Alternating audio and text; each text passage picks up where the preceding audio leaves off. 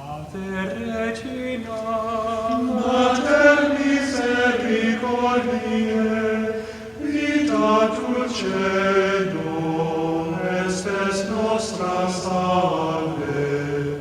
The Lord be with you. A reading from the Holy Gospel according to Matthew. Jesus said, "Woe to you, scribes and Pharisees, you hypocrites! You are like whitewashed tombs, which appear beautiful on the outside, but inside are full of dead man's bones and every kind of filth. Even so, on the outside you appear righteous, but inside you are filled with hypocrisy and evildoing. Woe to you, scribes and Pharisees, you hypocrites! You build the tombs of the prophets and adorn the memorials of the righteous, and you say, if we had lived in those days of our ancestors, we would not have joined them in shedding the prophets' blood. Thus you bear the witness against yourselves, for you are the children of those who murdered the prophets, and now fill up what your ancestors measured out." The Gospel of the Lord. If you say you don't want to come to church because it's full of hypocrites, it's okay. We could use one more.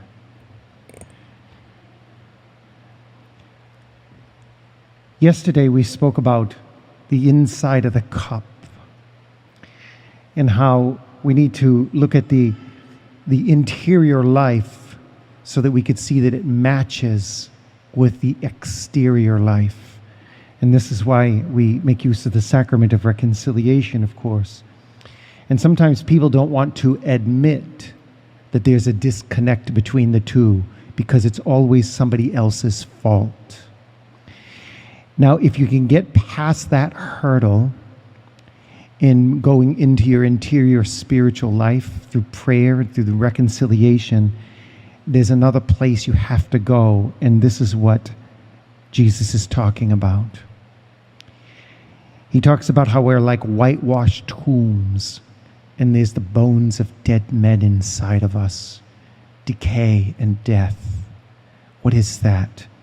At least for our purposes this morning and my own personal meditation, I was thinking if you can get by the hypocrisy of the disconnect between my actions and my interior life, then the next level is, this probably doesn't happen to you, but you know, there might be times when you might want to really let someone have it and interiorly say, yeah, I want to let you have it.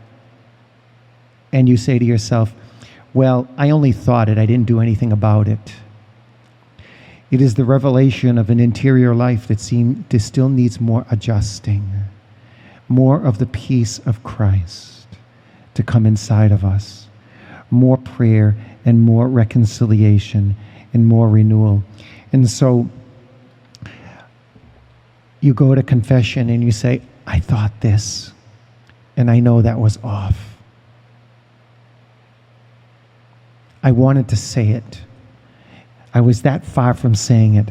Okay, so let's bring that into reconciliation also, so that the mercy of Christ can probe more deeply in us and allow us to be more merciful from an even deeper level.